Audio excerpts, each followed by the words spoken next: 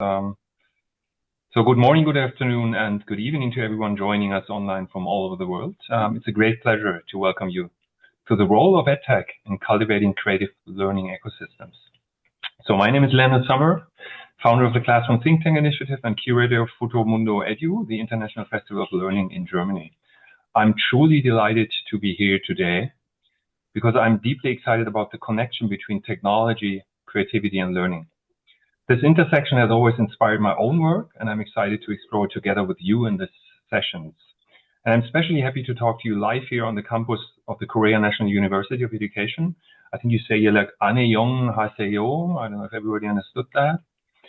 And during the next hour, we'll explore how technology can become creative catalyst, enabling imagination, collaboration, and innovation in education. So we'll hear from 4 outstanding speakers, each with about 15 minutes for the presentation.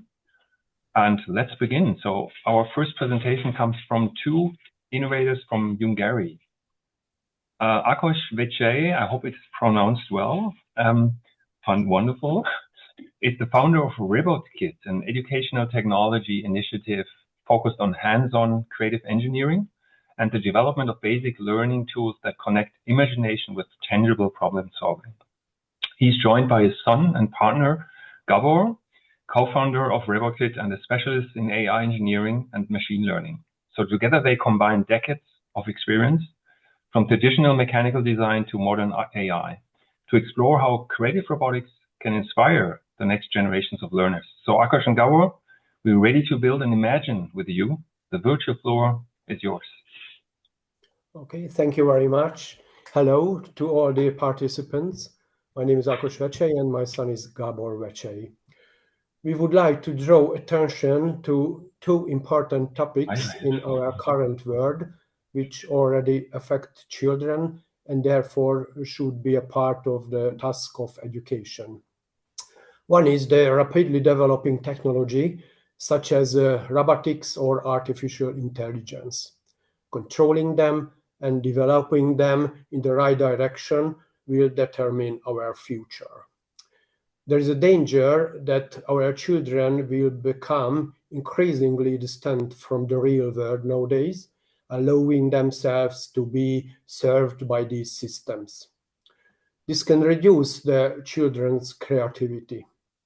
Therefore, it's important for children to learn the basics of how these systems work so that they can use them meaningfully and creatively.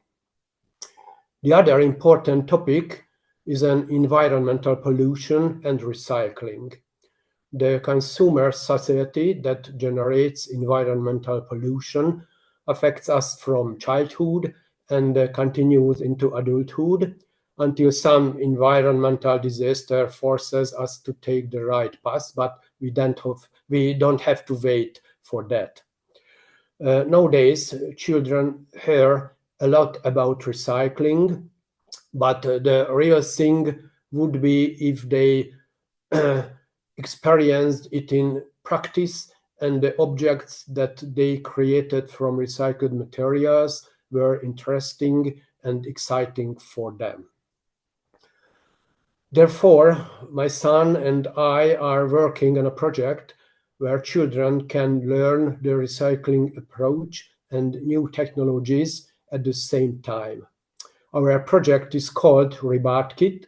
It's come from the recycling and robotics, and its motto is don't throw it away, build a robot. Actually, this project, as I mentioned, connects these 2 opposite worlds, which is very exciting for children and therefore makes them want to learn more and more. What we do in practice is that we build programmable robots with children from recyclable materials in workshops. For example, here is a little robot made from a plastic cup, and the wheels of the robot is made from Nutella lid. In order for these robots to be able to move, sense the outside world, and be programmed, was developed a robot building kit that includes 4 servo motors like this, 2 LED lights, 2 infrared sensors, a control unit with a Bluetooth connectivity, and of course a battery pack. In order for children to easily attach these parts to surfaces made of different materials such as plastic, paper, glass, or metal, each part is equipped with a flexible plastic tab. For example, you can see the servo motors, as here is the plastic tab. This means that they can easily and quickly attach by cutting into the surface of the recycled materials or using duct tape. Why this is exciting for children play with recyclable materials? Many building kits have elements of a given shape. This in turn limits the shape of the robots that can be built, but recyclable materials, on the other hand, come in a variety of shapes and sizes, including the robots made from them. An additional option is that children can freely shape, cut, and draw on these materials, and this helps children's creativity. However, when building robots, attention must be paid to the properties of the materials used and the basic laws of physics, such as the force of friction or the center of gravity, in order to get really working robots. These are several ways to program the robot models built in this way. The first is a self-developed mobile application. Here children can create movement sequences, and these saved sequences can be assigned to the buttons of a control interface of the mobile application. For example, here is a picture of the control interface of the mobile application. And these saved sequences can be assigned to the buttons of a control interface, as you can see. And the other option is to assign the movement sequences to the values of the infrared sensors, thus creating an autonomous robot, for example, one that can follow a line or short colored balls. The second programming option is a Scratch-based interface. And the advantage of this is that within one program, we can use multiple control units at the same time, which can communicate with each other using messages. And this way, more complex robots can be created which contain multiple servo motors, LED lights, or infrared sensors. In the third option, nowadays, we try to use the possibilities of the artificial intelligence. This is a JavaScript-based program running in a browser. And in this program, we first create the basic movements of the robot, which we give a name to. Then use artificial intelligence by giving the robot the names of its basic movements in the prompt.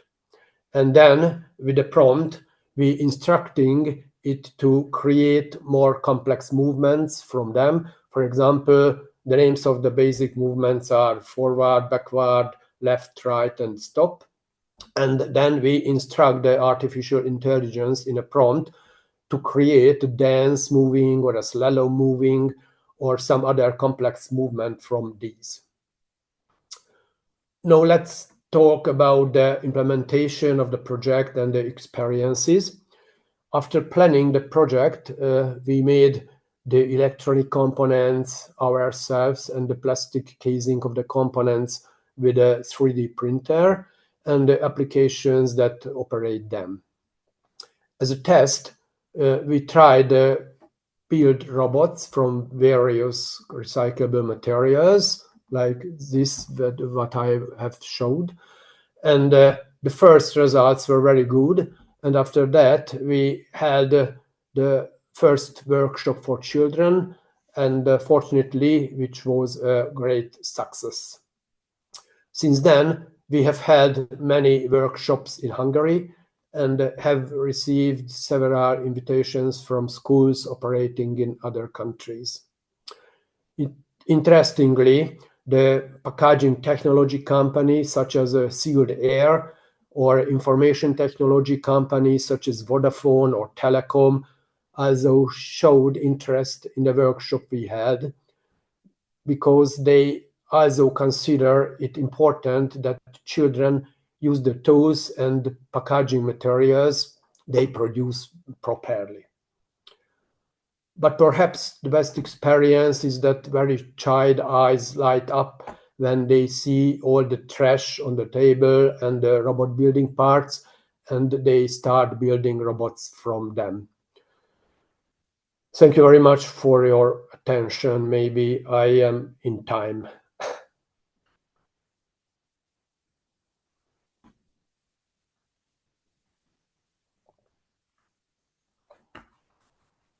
You're definitely in time. So you're already done, no? Or is what? Yes, I am ready.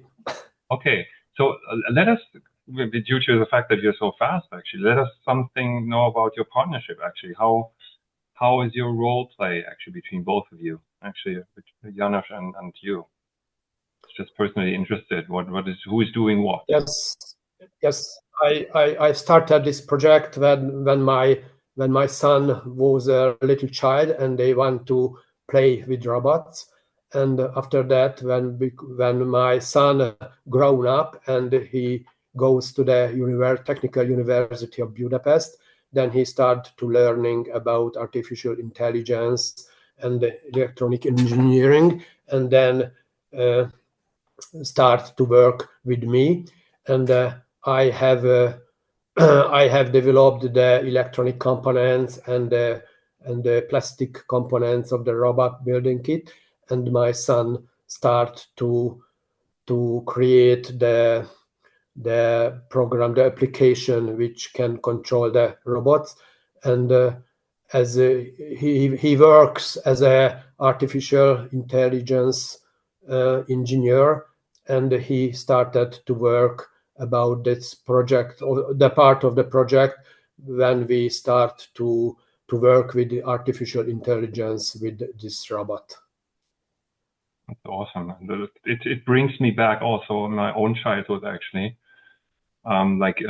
We actually grew up in a small hippie village. We took only things there that there had been, and I wish I would have your technology to even add on creativity. I think it's really exciting what you're doing.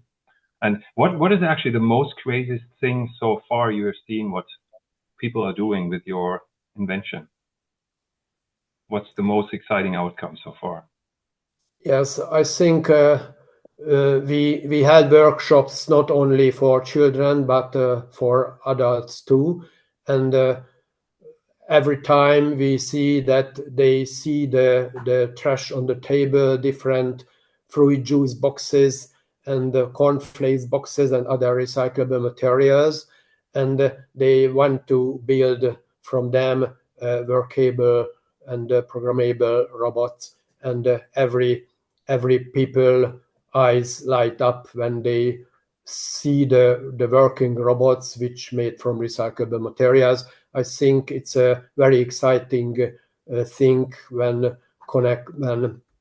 two opposite world becomes together, the world of the trash and the world of the new technology. Interesting.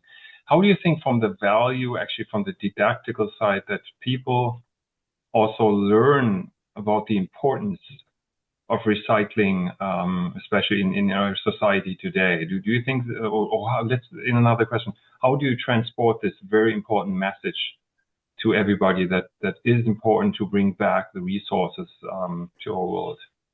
Is that included in your method and in your didactic material? Yes, I think the recycling is very important nowadays, but the children often only hear about it. That is very important thing, but they can they do in a practice, and they can create things which is very exciting for them, and it's made from recyclable materials. And maybe when he become adult, then they can this thinking bring with them. Lovely, yeah. Thank you. It's exciting. Guillaume just wrote, "You give trash meaning." I love that. I think it makes really gives trash another life. So I think it's really lovely, and hopefully that a lot of, let's say, people all over the world will really apply your let's say methodology, your education methodology, and hope to see a lot and hear a lot from you in the future. So thanks a lot, Thank you both very of much. you, for doing this.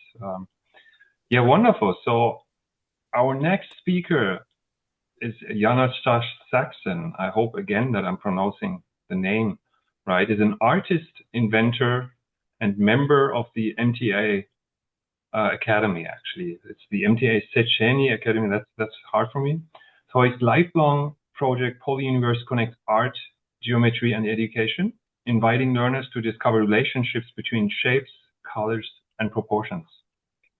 In his talk, Polyuniverse, Shapes, Colors, Sizes, Contact, he explores how abstract geometry can spark holistic and creative thinking in children. So, Janos, the canvas is yours. So please take us into your world of color and form. Thank you. Hello, everybody. But I need to share my computer. Is it possible? Hopefully. Screen. I see now the name and not yet slide. Yes, I see the Zoom screen though. Zoom screen, yeah. Exactly. Switch to the slide wherever you're doing this. Yes, I think that's right. Full, if we're going full. I think maybe you go on the full presenter mode, then you're perfectly done. Okay? Perfect. Is it okay? Yes, I see. And everybody. Okay, thank you. The topic of my presentation is Polyuniverse. Actually, Polyuniverse in preschool and lower primary school at STEAM education. But the first question is, what is the Polyuniverse game? So this is my invention. How can we play with this game family? They can connect it at the vertices along the edges, or in the case of circle, along the diameter, based on color or shape. The variations are countless. The connection can be shifted or slide depending on what shape we can to create or what we want to demonstrate to the learners. Closed shapes can also be built from all the triangle, one large triangle, from all the square on one large square, or from all the circles or on large circles. Open shape can be formed as well, connecting pieces according to certain rule by shape or color. The Polyuniverse game family is built upon three basic shapes: circle, triangle, and square. Each set based on these shapes consists of 24 game pieces. The color of the game family are red, green, yellow, and blue. Every game piece contains all four colors, which make the game very eye-catching. The base color is the color of the central area of the specific game piece. Each game piece can be divided into four size-based parts. The Polyuniverse game family aims to connect Earth with mathematics through its simplicity. This game family not only targets students with outstanding logical thinking skill in mathematics, but also seeks to engage those who excel in artistic styles through its formal design and simply colored scheme. By linking art with formal structures, the learner uses both hemisphere of brain, fostering thinking and forming system of relation. Over the past 10 years, this game has been tested by thousands of teachers and students, various age groups. in hundreds of institutions and events, school, workshops, conference, art and mathematics festivals, and museums across the world. In recent years, the Polyuniverse game has played a significant role in the international Erasmus Plus projects. There were three: Pius, Punte, Early Poly. Pius, it means Polyuniverse in school education. The project outcomes have been implemented in more than thousands of schools across Europe. All important results were the study, and the most important, the methodology book. The Pius methodology book consists of 5 main thematic units: geometry and measurements, combinatory and probability, set and logic, graphs and algorithm, complex and visuality.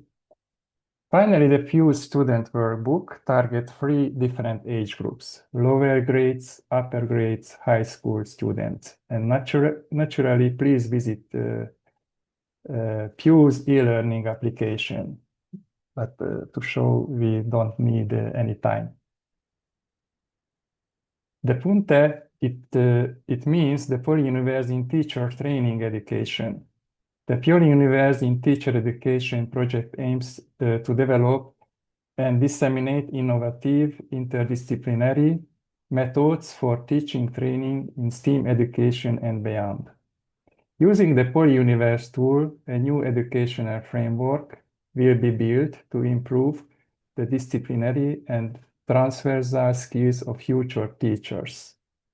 The open access methodological handbook has been completed, and the task repository, good practices for formal and informal teaching learning activity, with hundreds of ready-to-use educational tasks in 9: arts, communication, science, language, maths, programming, logic, games, interdisciplinary inclusion.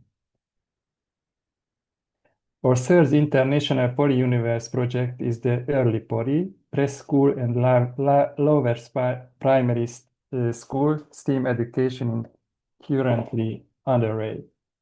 Our goal is to bring the Polyuniverse game to the early childhood education. Coordinated by Esterházy Károly Catholic University, experienced workshop partners, University Partium, Espace de l'Art Concrète, and the most important associated partner, Börzsöny Gyöngyös Kindergarten, a nursery from Hungary. Pedagogical principles. In the Early Poly methodology, discovery lies at the heart of learning. I don't teach rules directly. Instead, I create situations in which children discover them on their own. This constructivism approach transforms learning into a personal experience.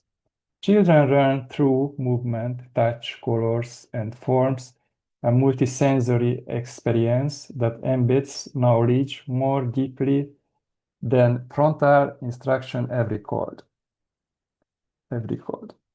During the manipulation of Polyuniverse elements, the children spontaneously uncover the laws of symmetry, repetition, and variation. In my experience, this process is liberating not only mathematically, but also artistically. Children become independent visual creators. And now let's talk about the most valuable results of the project, the Early Poly, best practices, pedagogical application of the Polyuniverse game. The developed tasks were divided into 8 separate categories, which are as follows. Color and forms. This category focuses on the development of visual perception, creativity, and fine motor skills. Children learn, match, create, and tell stories using colors and shapes. Observation and memory. Develop concentration, visual memory, and attention to detail through playful tasks. The tasks encourage children to build from memory or notice missing elements. Nature and harmony. Introduce natural patterns and sustainability and develop a sense of balance and harmony. Children build natural form and strive to create balance during construction. Emotion and therapy. Use the polyuniverse as a tool to express emotion, relieve tension, and strengthen social relationships. Logical and maths. Develop logical thinking, problem-solving skills, and basic mathematical skills. Movement and rhythm. Developing cross-motor movement, spatial orientation, and sense of rhythm through movement games. Tale and role play. Developing narrative thinking, imagination, and social skills through role-playing games. Feast and tradition. Learn about celebrate tradition with thematic games. 100 exercises from the early Polygood practice will soon be available on the website. Now I would like to present two of them to you, which are the product of my own artistic vision. The first is micro, and macro structure in nature and the polyuniverse leaf puzzle. Collect some different types of leaves in the park. They should be larger if possible, and there should be 2 of each type. Cut on them into 4 different size parts according to the proportion, shape, arrangement of the polyuniverse game element. Mix the left parts and then place them in front of the children so that they can put the cut parts back together. We can help the younger ones by showing them the whole leaf. The children like in a puzzle game. First sort out element of different types of leaves, then find the matching parts and fit them together. During the matching, the children discover the veins of the leaf, discover the connection between big, small, teeny, and see the tree in the leaf. Anthropomorphization of the natural forms or object and polyuniverse game element. This is a Stoneman project.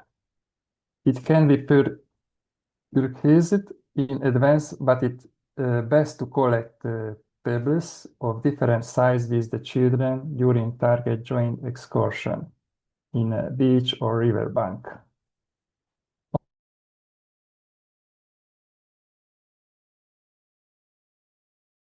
Children and group them into 3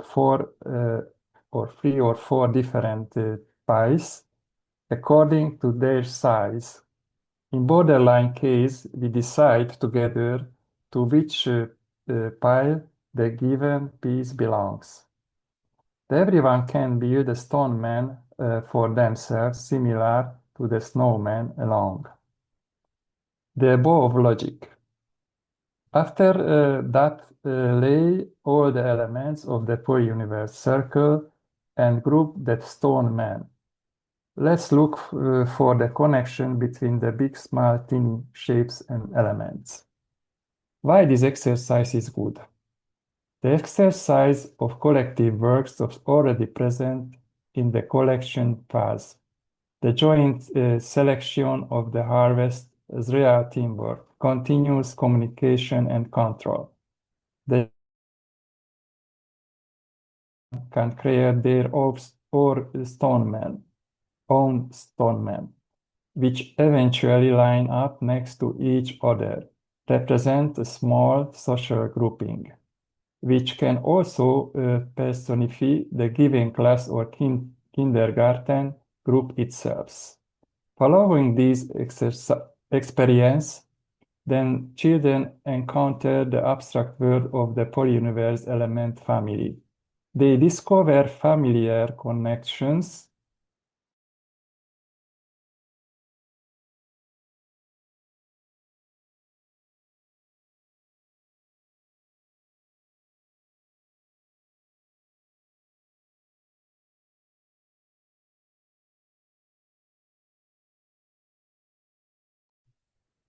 Okay. Can you still hear us? Or? Okay. Thank you for your attention. Ah. You could see more information in our website, but it's not ready now.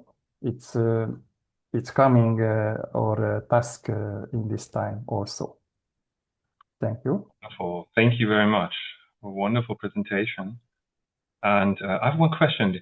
Did you see actually differences how kids applying this, if they are whether more, let's say, left brain or right brain focused? So if more creative people or rational driven, is there a difference how they apply the method? So our project is 2 different age, kindergarten and in the school age 6 to 10. I think it's this. Your question is oldest children. Yeah, the question was like if you noticed whether an analytical thinkers and intuitive creators respond differently. So because I think it's an interesting method because it's used with colors, but also it's used with forms, and it's different. So what do you think if your brain is in a different focus? Do you apply it differently? So it's a form, it's a basic, and the color is separated the forms, but the proportion it's very important because the polyuniverse it's not only the shape, not only the form, it's a different shape forms collected, and each this color combination or invention, it was a second party, the invention, because the different shape could combine the color. It's four shape. It's mean 24 possibility each package. So it's if you could to cut one more surface, it's so this is a maximum 24 could to works in the table, and for it's 5 combination is more than 100 possibilities. We couldn't to see each other in the table. It's impossible. So this is reduction, and naturally is a good continuation because in the nature it's good continuation, this idea. So this is a parallel thing in logic, nature, and art and mathematics in this game. I expect and I hoped actually that you, Pam, will ask a question because I think this is one of your worlds. So mic is yours for a minute. Sorry. Hi, Pam. Yes. Hi. Thank you. Thank you, Janis. Great presentation. Thank you so much. I know I suspect the answer to the question that you were asking just then, Leonard, would be that they were employing both along a continuum of analytical and intuitive, but that's not my question. My question is, we have a massive issue with very young children, kindergarten, grade 1, 2, and 3, which is the age group that you've been looking at, in terms of the impact that COVID had on their learning, a sort of year or two of missed education, no schooling at school, but maybe at home. And we're seeing really a lot of neurodiverse children, big SEND issues. What are you observing from this really beautiful multimodal project, sensory, embodied, beautiful work, pattern recognition and making, etc.? What are you seeing in terms of identifying neurodiverse children and their response to this kind of activity? Awesome question.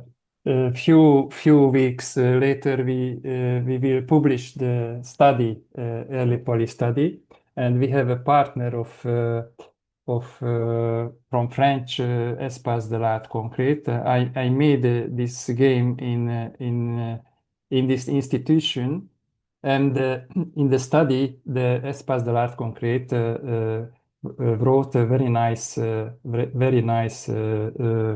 text of this idea for smallest children. It's 6 months to 3 age. It wasn't inside the project, but it's a plus possibility to reach our project. Could you see all information and tax the study, and naturally in 100 best practices will be ready. Maybe 2 weeks later, because it's a workspace time now, and not finished everything.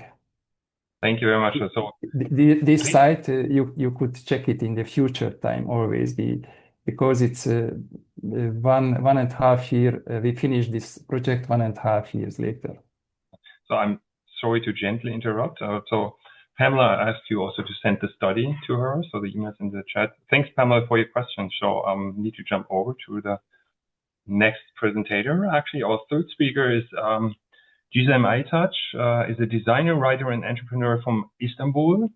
As founder of GOM Design Tech, she developed a digital learning system combining design, spatial pedagogy, and data, helping children become system designers rather than passive learners. And in her talk, Integrating Design Education, Spatial Pedagogy, and Entrepreneurial Innovation into STEAM, she shows how design can empower learning and foster creative intelligence. So, Gizem, Zane Zenin, that's what I actually try to bring you on stage. Thank you. Can you see my presentation? I see the screen. Yes, maybe you need to put it into full screen, but then you should have it.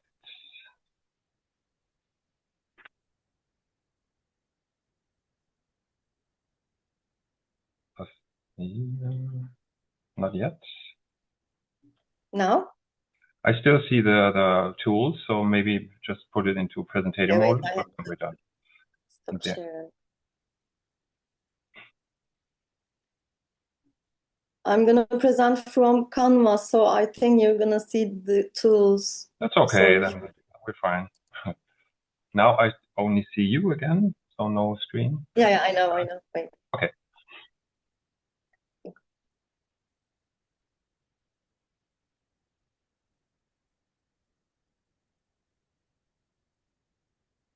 It's okay. Yeah, that's okay.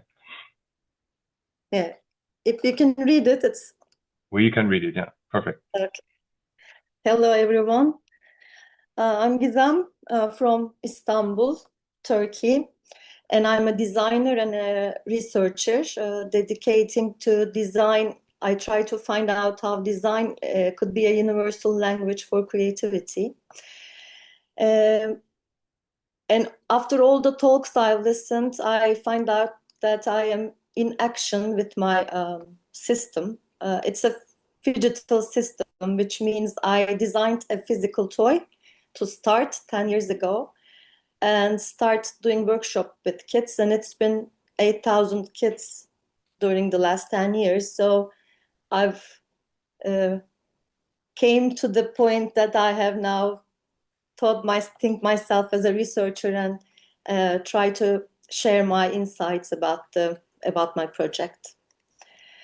So GOM is as I said, I have collaborated with schools, municipalities, museums, universities. So I try to make, and I've been into 3 continents and 72 different workspaces.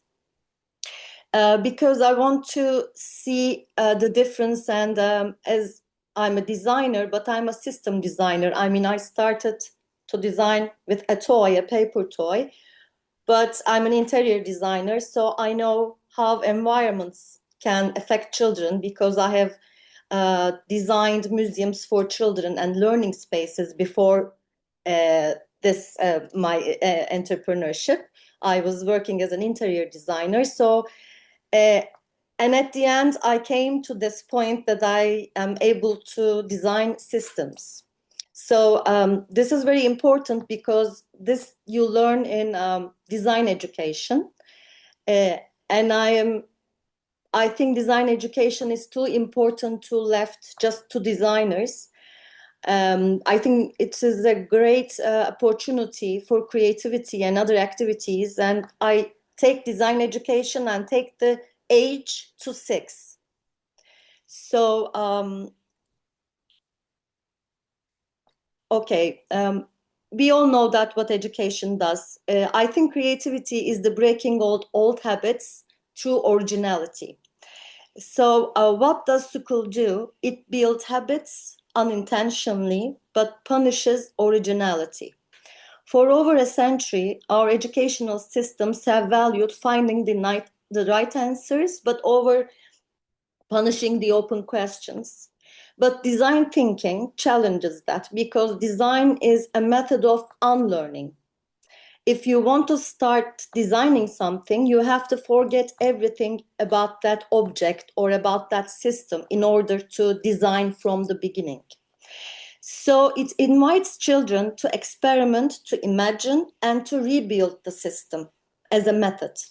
So I think design is a very good methodology, a lens, a system to create the system, the educational system from the beginning, or just to look at it from another perspective. This is old schooling, as you see, and this is a unique GOM Yap workshop, and it's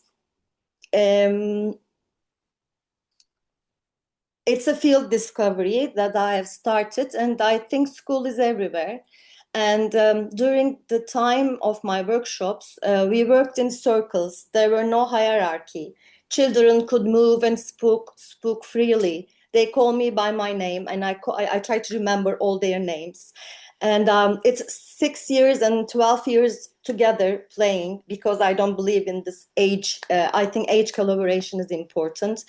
And there is empathy, and there's guidance, no teaching.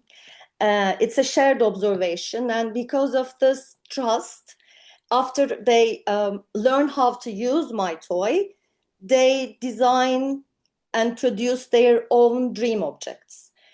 Because there are no mistakes, I'm always in eye-level interaction with them. And I'm good with children. In some cases, I'm kind of a childish person myself also. So I am having fun, so they are having fun, and it's a connection that we share together. And I think using hands is so important. We have to, because I'm a designer, I know how the first tools designed with hands. We are using AI maybe now, but using hands is very important for the brain and to relate to yourself, your inner self, and to all your senses. So this is a toy. What I designed is circles. I think Janos, this is maybe a kind of a similar. It's also circles, squares, and triangles. But from one circle, it turns to squares and triangles. It's a very minimal design. It's registered design for 10 years. So you make different folding techniques. You get to have platonic solids, or the solids, Archimedean solids, and it's a colorful toy. It's very lightweighted, so you can carry it around. I started without a curriculum. What I did was to observe the children in the beginning and to see what they do. So first I just told them how the geometry works. And the geometry transformed itself to imagination, because early age children are so imaginative. A 6 or 5 year old could imagine a dinosaur out of a square, or could try to make a story out of just a cube. So I get to make my curriculum from the children. Now I have 18 different contacts, transdisciplinary, about maths, arts, design, and technology. But these curriculums my methodology is a regenerative learning circle. As where I play with the kids, I observe how they use the toy, and then I develop the content. So this is a GOM methodology after several years. And this is a data maybe. There's a pattern. The kids used my toy in 6 different ways. They learn abstraction at an early age, I think, which is so important to learn about abstract thinking. So, and it's very difficult to teach people how to think abstract. When they learn this, there's this aha moment they live in themselves. So they design structural things, they design organic things, they design artistic things, and they sometimes design, for example, it says creative here. This little girl designed a shelf. She glued the gum to the wall and put the gums on it. So it's kind of a small design experiment that she did. And I work with 30 children in one workshop. And my data shows that there are nearly 2 children disconnected from the subject. 1 or 2 children is highly connected. They are, I might call highly creative or highly talkative and social. 22 of them are typical learners. And there are some, if the family supports the child, for example, what I mean with that is that some mothers and fathers are school teachers, or some mothers and fathers are math teachers, and they know how to raise kids, or psychology, for example, or artists, then the family support is always there for the creative part.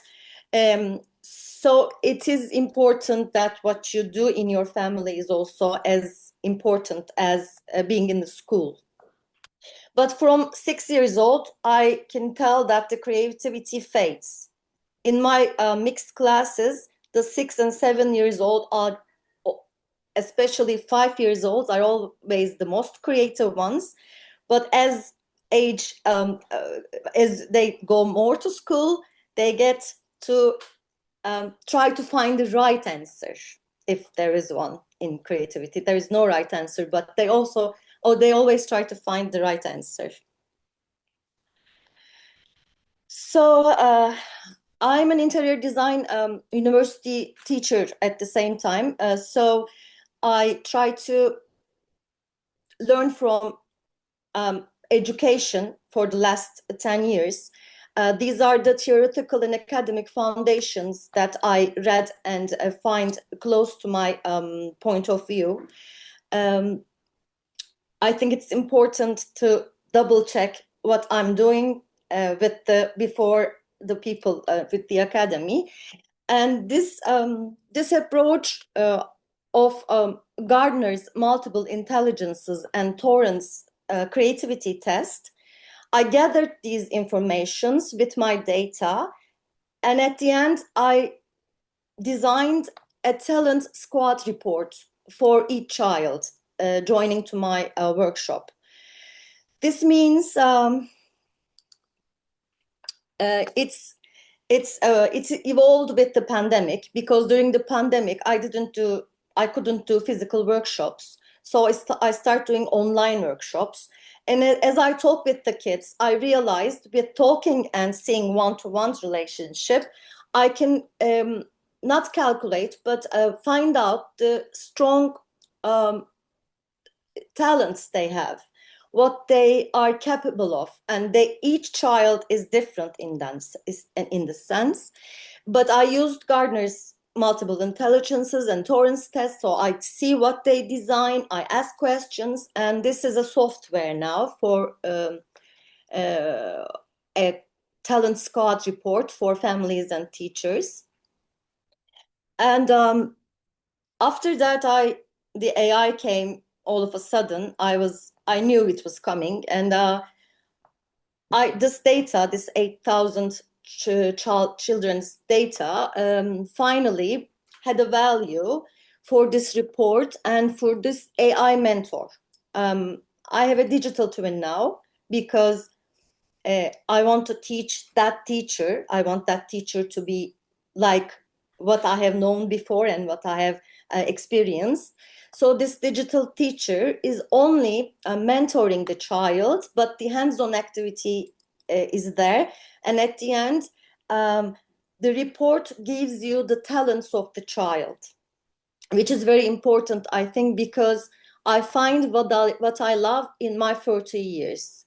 I was 40 when I realized that I am good with kids and I like teaching and I like being with kids and I like creativity and learn about creativity, but I was 40.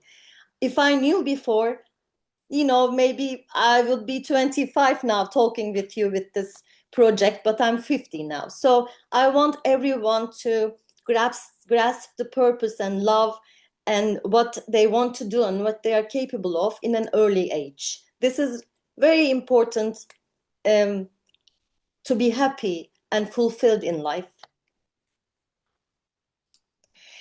And I also like to the sustainability, gender equality, and quality education, the CDGs.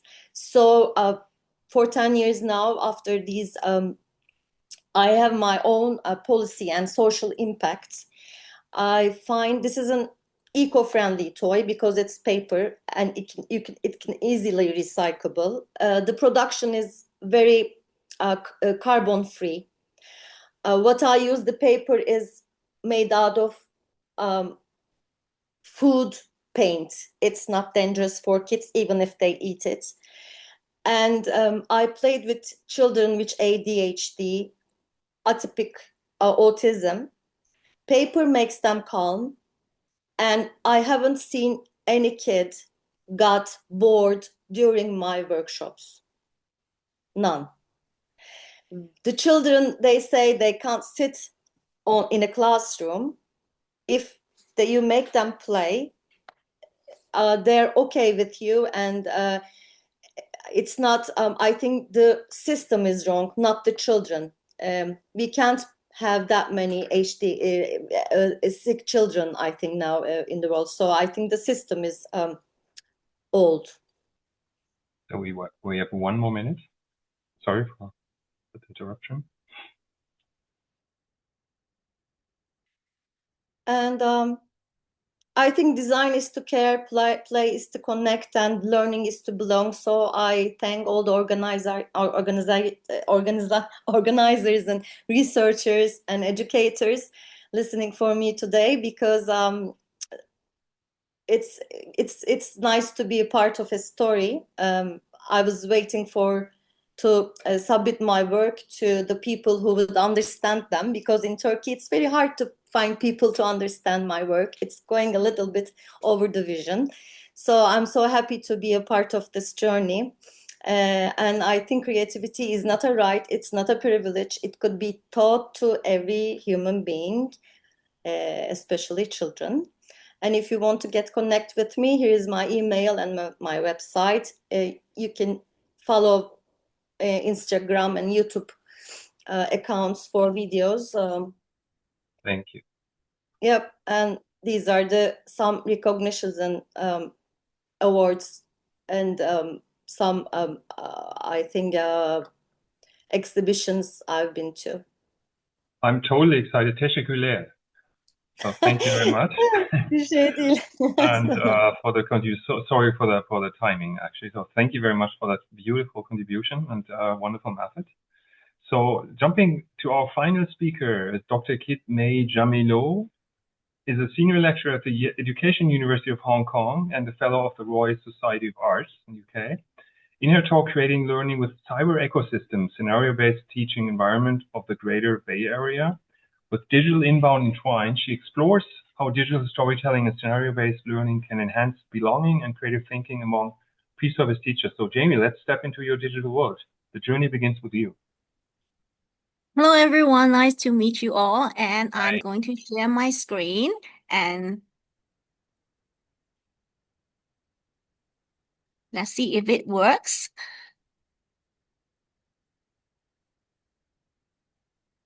Not yet, but maybe it takes time. Let's see your name here. Not yet. Maybe try it once more. It's Maybe a long one more distance. time. Sorry about that. It's a long distance to Hong Kong, so. Thanks for your understanding. Is it okay now? No, not yet. Unfortunately not. Yes, perfect. You can start. That's nice. Thanks very much. Hello. Good morning, good afternoon, and good evening, everyone. I'm Dr. Jamie Low from Hong Kong, and I'm the senior lecturer in the Department of Early Childhood Education at the Education University of Hong Kong. And the topic today I'm going to present is creating learning with cyber ecosystem, scenario-based teaching environment of Greater Bay Area, GBA, with digital inbound in Twine.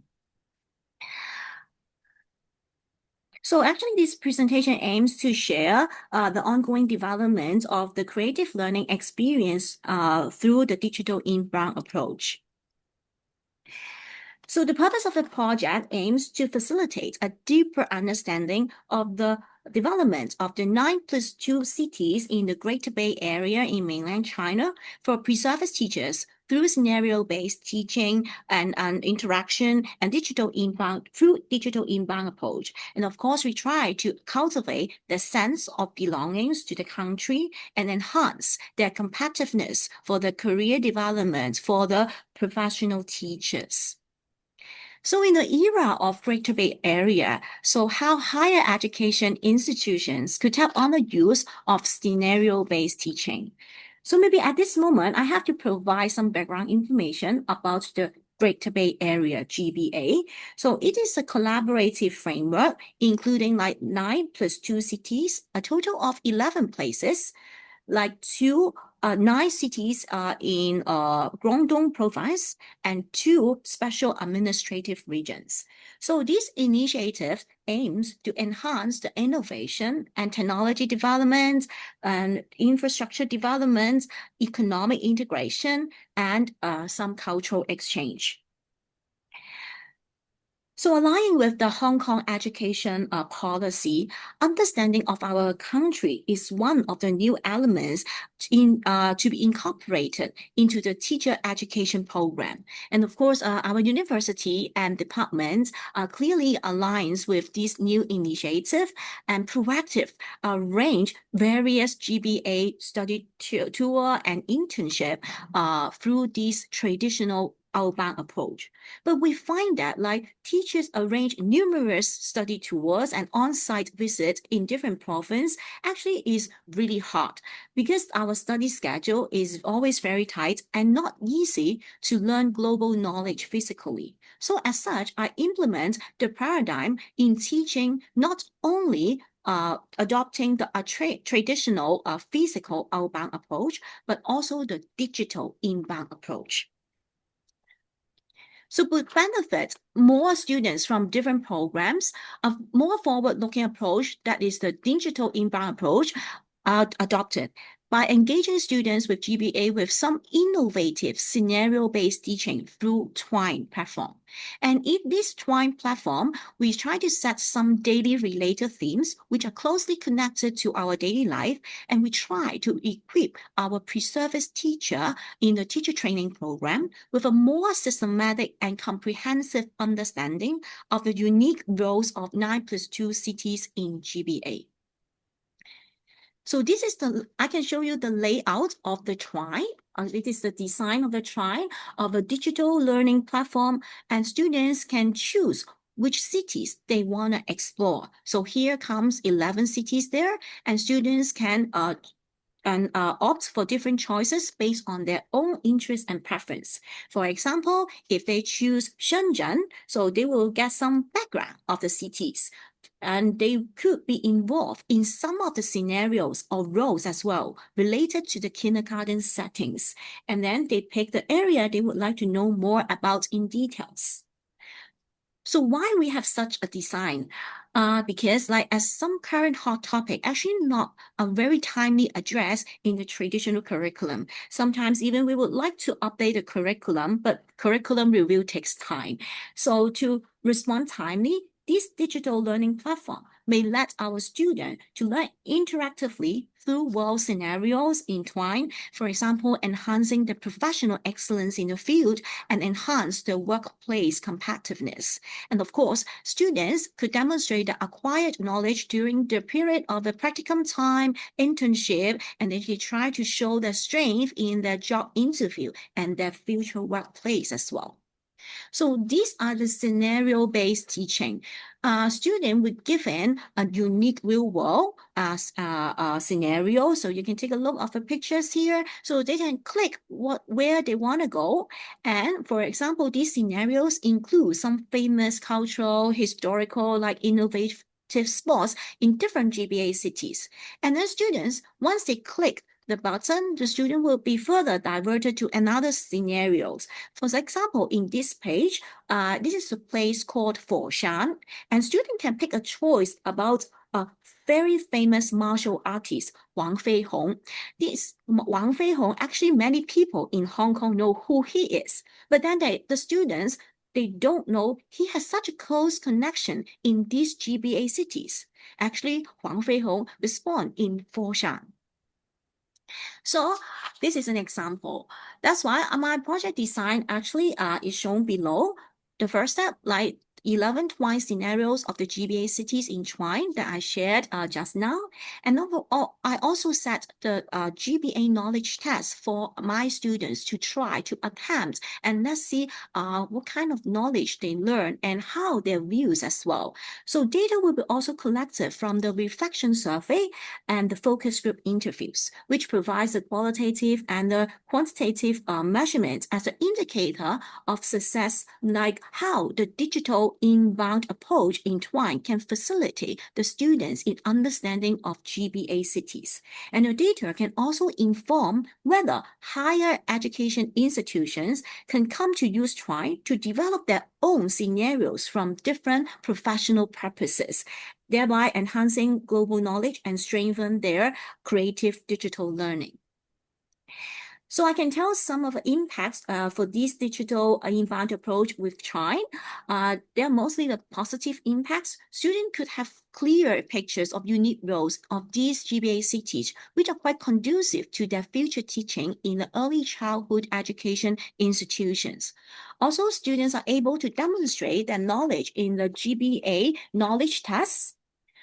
And of course, students could also share their own view on how this innovative teaching and learning platform could help them to deepen their knowledge in GBA.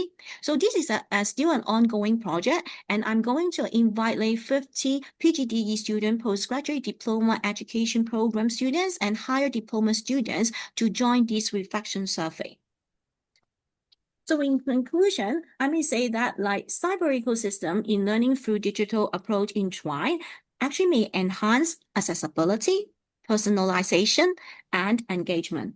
And learner can access materials, of course, anytime and anywhere, and they help to strengthen the aspiring pre-service teachers' understanding of the GBA cities. And also, this is a tailor-made learning experience based on their individual needs and preferences.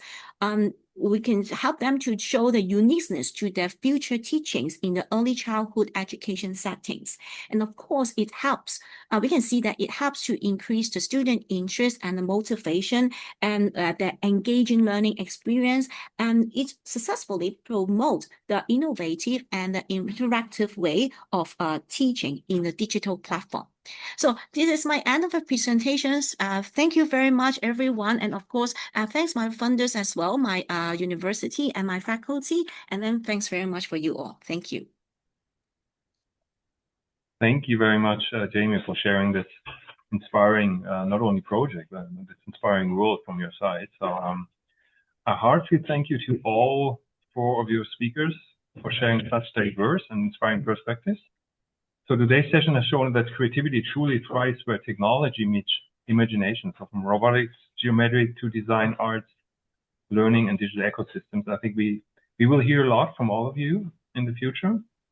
And thank you all for joining also all presentations in my session. It has been a real pleasure to moderate and to share the stage with such visionary minds and brains. So I would just say until then, let us continue to embrace the future with optimism and anticipation. So looking forward to the discussion and have fun with and also a lot of insights in the conference. Thanks for joining.